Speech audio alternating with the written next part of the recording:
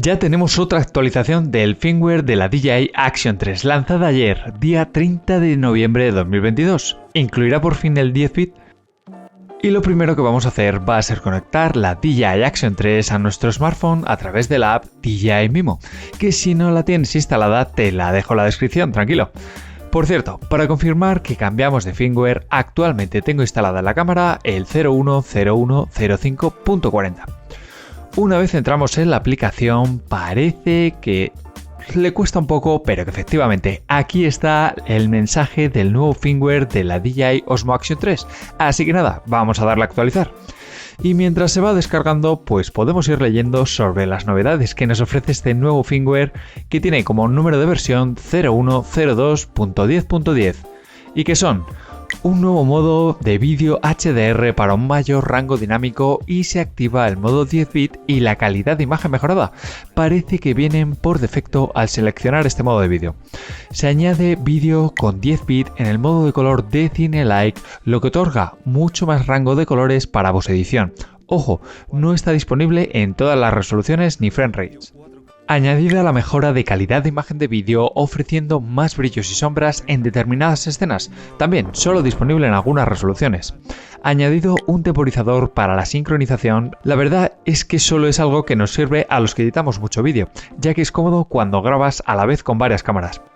Se añade también conexión USB OTG on the go para dispositivos Android, es decir, vas a poder conectar tu cámara directamente a un smartphone Android para pasar archivos directamente. Un nuevo estabilizador, el Rock Steady Plus.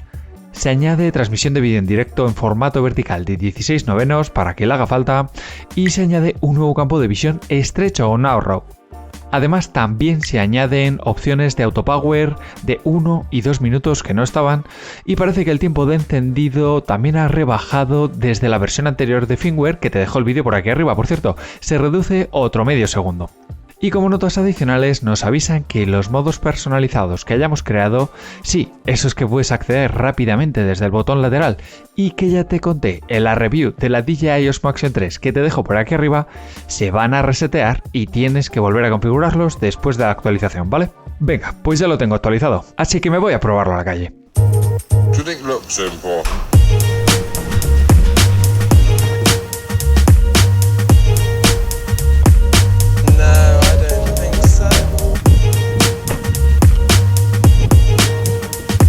Vamos a tener vídeo con 8 bit frente a vídeo de 10 bit HDR con calidad mejorada.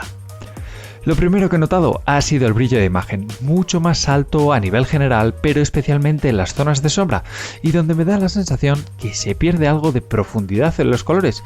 ¿A ti qué te parece? Dímelo en los comentarios y lo hablamos. Y ya que estás por ahí abajo, suscríbete al canal, no se te olvide.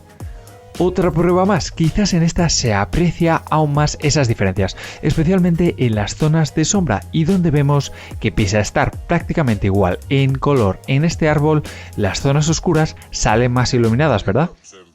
También echamos un vistazo a ese nuevo modo de color de Cine-like con 10 bits, que lo que nos va a permitir es jugar mucho más con los colores en la edición, como he hecho aquí rápidamente para estas pruebas.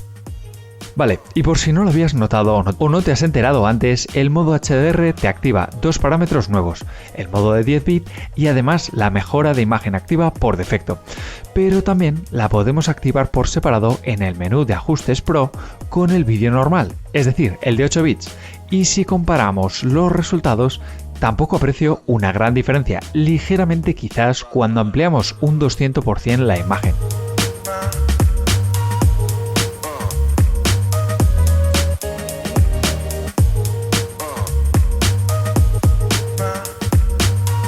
Y siguiendo con estas novedades, también tenemos ese nuevo estabilizador aún más potente que el Rocksteady, que ya conseguía muy buenos resultados a mi parecer, el Rocksteady Plus. Así que nada, vamos a probarlo.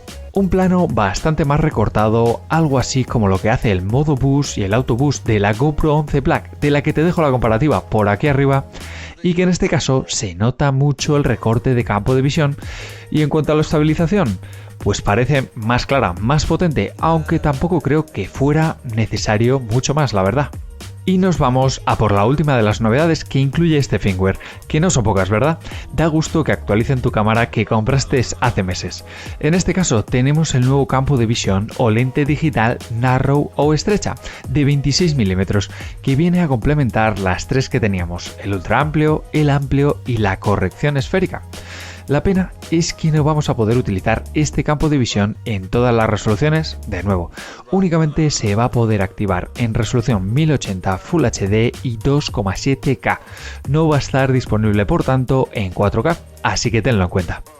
Así que nada, parece que con esta actualización DJI vuelve a poner por encima la Action 3 de sus principales competidoras como la GoPro 11 y añade más razones a mi vídeo de las 13 razones por las que comprar la DJI Action 3 y también complementa esta pedazo de review de la DJI Action 3. No olvides dejarme un buen like, déjame tus dudas y comentarios, así como las críticas abajo y suscríbete, que vienen muchos más vídeos como la guía de principiantes de la DJI Action 3.